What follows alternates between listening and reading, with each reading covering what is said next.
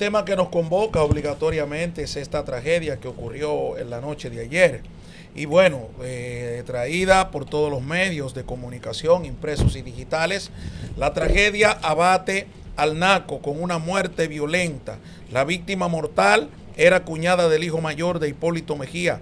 Jean Andrés Pumarol apuñaló a 6 personas en el mismo edificio. Condenado, señores, a la muerte prácticamente, condenados a la muerte prácticamente estas personas, porque este señor le tocaba las puertas y entonces le apuñalaba y mató a una mujer y apuñala a otras 5. La lluviosa tarde del miércoles se tornó oscura de la peor manera posible.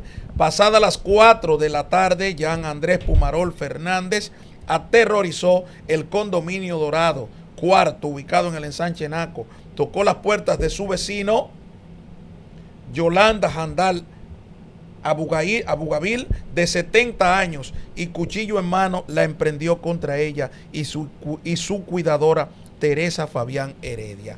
Es decir, señores, que no solo a esta señora, sino también a la persona del servicio que la cuidaba, también le apuñaló. Lo más trágico de todo esto, y aquí es que pongo el tema en la mesa, es que esto es una persona aparentemente con trastornos mentales. Esquizofrenia tiene. Esquizofrenia, trastornos mentales en algún momento determinado, porque lo ha manifestado uno de sus familiares, que lo escuché ayer. Y eso nos llama a preguntarnos, ¿dónde está la atención a la salud mental en la República Dominicana? Hoy lo vemos, Abril, con este caso, pero ¿cuántos otros casos? Que déjenme decirle lo más trágico de todo esto, aparte de esto que es la mayor tragedia, lo más trágico es que el actual artículo 64 del Código Penal Dominicano establece que si un tribunal puede justificar, o sea, puede corroborar a través de la justificación de un abogado que esta persona tiene trastornos mentales, señores, no hay delito penal. Y eso es lo más peligroso. Son 2 tragedias, porque una ataca a la familia de la señora y el otro ataca a la familia del propio Pumarol.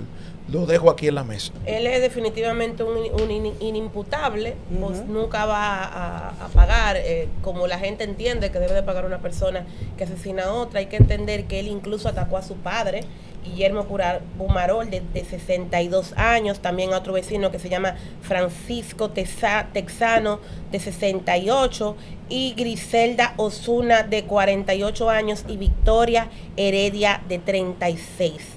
5 o 6 familias tocadas de manera directa por este joven de 30 años que sufría de una enfermedad mental. Hemos hablado en muchas ocasiones ya de que en República Dominicana hace falta una política integral en materia de salud mental. Una persona con enfermedades mentales realmente es impagable, incluso para gente de clase media. Eso no es insostenible, eso no lo aguanta nadie, absolutamente nadie. O sea, un psiquiatra son 4 o 5 mil pesos, y cuidado, eso es uno barato, por 1 hora, y tiene que ir varias veces a la semana. Aquí usted no tiene un centro de internamiento de largo plazo. Aquí usted tiene unidades que te estabilizan una persona y luego para su casa. Y si además tú tienes los temas de la cultura en República Dominicana, de cómo se manejan y se tratan estas personas con enfermedades mentales, hace el camino incluso aún más cuesta arriba. Una tragedia para la familia del victimario, la tragedia mayor, obvio, para la familia de la asesinada y de todos los demás heridos, pero es una muestra más de que en República Dominicana tenemos que seguir trabajando en temas de salud mental. No es posible que en el presupuesto de salud pública menos del 5% se dedique a temas de salud mental. No es posible, como yo escuché hace como 1 o 2 años, cuando hubo una crisis parecida de un enfermo también mental, que tiró unos zafacones encima de un vehículo y mató uno, porque esto no es la primera vez que pasa. Hubo otro que mató, que tiró unos peñones y mató uno, o en otro edificio también, un joven que también era de una familia pudiente, dueño de una joyería, ahora no recuerdo el nombre cuál joyería era, de la zona colonial, le dio una crisis y mató al vecino en el ascensor. O sea, no es la primera vez que pasa. Por eso hago la pregunta, ¿dónde está la salud mental? ¿Dónde están los efectivos que velan por la salud mental en la República Dominicana? Eso es lo que es la pregunta en esta mesa sobre esta tragedia que ha ocurrido en el día de hoy. El empresario, salió en las noticias que el empresario Jimmy Pumaror expresó su consternación por el hecho, pero aclaró que no es su hijo, que es su sobrino. Y como bien señalaba Abril, aquí no hay un centro donde tú tengas una persona que tiene problemas mentales y que sea violento, por ejemplo, que tú lo puedas dejar ahí. No hay forma. Yo te hablo desde, podría decir de cierta manera desde la experiencia, porque aunque yo tuve un familiar que, o yo lo puedo decir de una forma aunque suene despectivo, pero yo lo digo con mucho cariño, yo me crié con un loco. Yo tengo un familiar que sufrió de niño, le dieron una fiebre y creció con problemas mentales, aunque no era violento, pero yo sé más o menos qué es lo que tratar con personas con problemas mentales, y es fuerte para la familia. Es muy difícil. Y te voy a decir una cosa, por ejemplo, en el caso de esta familia que lamentablemente hoy se ve envuelta en esta situación. Mira, y escúchame, se me aguan los ojos, porque yo viví con ese loco desde el amor. Desde el amor. Y así tienen que vivir muchos también que quizás no tienen las posibilidades que tiene esta familia que lamentablemente hoy se ve envuelta en esta situación.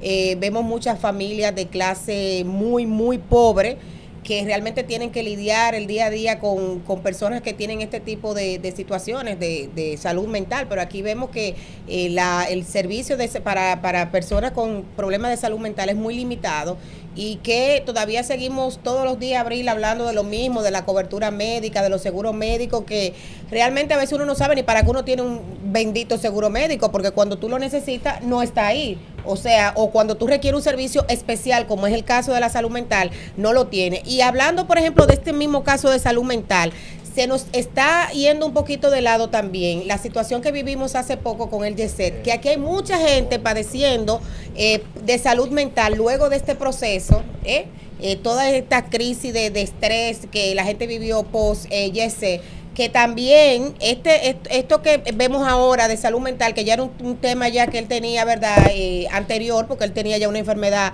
diagnosticada, pero también vamos a aprovechar el momento para llamar la atención de las autoridades y que no dejen en el limbo o que solamente se hable de este tema de salud mental cuando pasan cosas como esta, lamentable, que ya se desencadenan, sino que recuerden que aquí hay mucha gente pobre, mucha gente que no tiene voz para decir, tengo una persona con problemas de salud mental en mi casa, no tengo los recursos para poder lidiar con esta enfermedad que bastante cara que es, y también recordar que tenemos mucha gente silente ahí con problemas que lo han ido desarrollando luego de la tragedia del YESET y que la gente como que olvida rápido. Aquí somos de corto plazo, pero aquí hay mucha gente padeciendo temas de salud mental. A propósito de ese dato que tú das, bastante interesante, ayer el periódico El Día publicó una nota haciendo referencia a un informe publicado por la Pontificia Universidad Católica Madre y Maestra, en donde daba cuenta que el desplome del YESET provocó síntomas depresivos en el 28% de la población. Y yo creo que se quedó corto, porque de todas las coberturas que como periodista yo he dado a ese asueto con motivo de la Semana Mayor, la Semana Santa, este fue el de menos desplazamiento. Por ejemplo, Boca Chica, cuando usted va en Semana Santa, sobre todo Viernes Santo y más el sábado, que la gente como que ya se desahoga un poquito más, que el viernes se concentra en la bichuela, etcétera. Pero la Semana Santa en Boca Chica, desde el jueves hasta el domingo, era increíblemente bajo. Sí. Se sentía porque fue una semana antes la tragedia. En el orden de lo que es la salud mental, hay que decir que la República Dominicana avanzó un poco en el sentido de que dejó atrás ese modelo manicomial que muchos lo calificaban como un almacén literalmente de gente con trastornos y problemas. Era lo que tenemos en el 28. Sí, en el 28. Un almacén de locos. Ahora hay un centro, como ellos le llaman, de rehabilitación psicosocial, pero que tiene todo un trajín para que la gente ingrese. Es limitado. Y el proceso luego que sale de ahí, como dice Abril. Por ejemplo, en el caso de que la persona tiene un problema, primero tiene que ser estabilizado en un centro, que supone que cada centro tiene un espacio, aunque sea pequeño, dedicado para eso. Pero ¿qué sucede? Que el presupuesto que se le entrega a ese nuevo centro de rehabilitación psicosocial, lo que era el antiguo 28, es muy bajo. Y las personas que están ahí, de hecho, no pasan de 200 cuando sabemos que hay una cantidad enorme de gente con trastorno. Entonces yo creo que también el gobierno tiene que orientar, porque en este caso por la zona en donde se produjo, da la impresión de que es verdad que es insostenible para cualquier familia darle seguimiento a una persona con ese tipo de condición, pero a veces también ocurren descuidos con el tema de la medicación. No sé si es el caso, pero pudiera ser dado a que esas familias que viven en esa zona tienen mayor nivel adquisitivo y hasta educativo en sentido general. Hay que ver qué sucedió ahí que esta persona pues detonó y si es la primera vez. Muy fuerte. Hay un elemento importante, el Estado tiene que ser un vigilante, porque cuando hablamos de estos temas que son muy controversiales por el impacto que tienen a la sociedad, muchas veces, como dice nuestro compañero, si existiera, pero no lo hay, un control,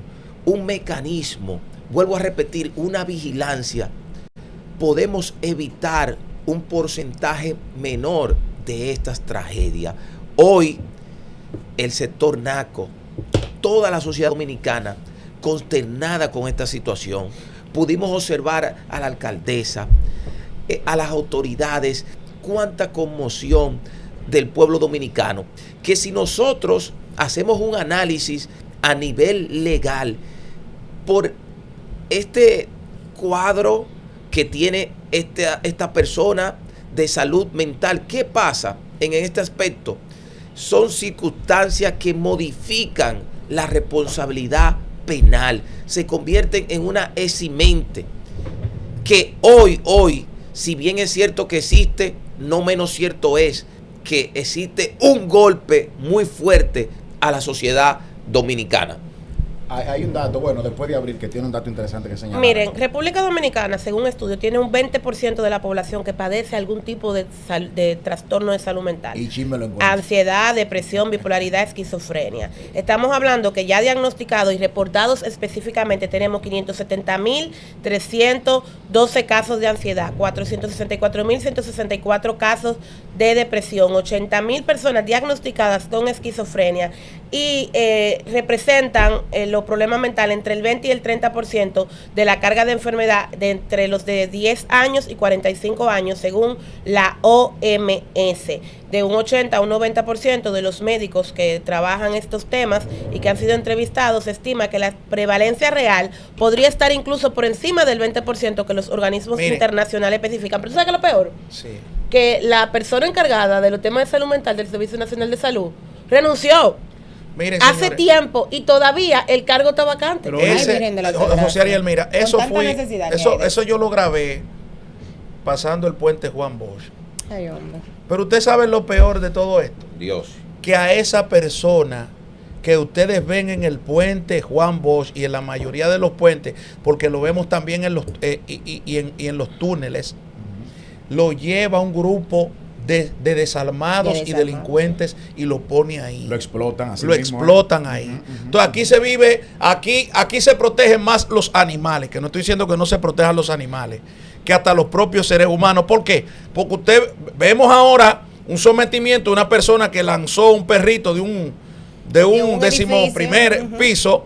Y bueno, está bien que lo sometan, porque el que tiene capacidad para hacer eso, tiene capacidad para matar a una gente. Está enfermo ese también. Ahora bien, José Ariel, el que utiliza a una persona como esa, grave, que utiliza un niño para ponerlo a pedir y después le quita lo que la gente le ha dado, es tan abusador como ese que tiró el perro del 11º piso. Eso es así. Mira, realmente, y tal vez sonará feo como yo lo diré, pero aquí en los barrios, en la ciudad completa, anda el loco ñango, anda la gente con problemas mentales deambulando a dos manos y nadie dice nada porque no tenemos una institución que diríamos que lo recoja, que lo albergue. Entonces también tenemos que hay mujeres, damas que tienen problemas psiquiátricos, que andan deambulando y los tigres se meten una droga, se beben lo que sea y la utilizan sexualmente también. Y la embarazan también. Y la embarazan. Es grave esto. Entonces, tú te paras en cualquier sitio también, las drogas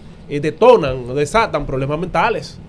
Y así tú te paras en Capotillo, por ejemplo, en la zona del mercado, y tú ves gente que no quiero usar el mismo calificativo, que tú dices, Dios mío, ¿y qué es esto? ¿Qué es lo que está pasando? Mira, la doctora se llamaba la doctora Francis Báez y fue destituida hace aproximadamente 8 meses por el Servicio Nacional de Salud y el departamento está cesante. Pero cuando ella todavía estaba ahí, cuando la última crisis de este tipo que tuvimos, nunca se me va a olvidar una entrevista que yo escuché de ella, porque me dio risa y rabia al mismo tiempo. ¿Por qué? Porque ella decía que ella tenía que ir a negociar con los directores de hospitales a pedirle de favor que asignaran 2 camas para temas de salud mental para cuando llegara una crisis.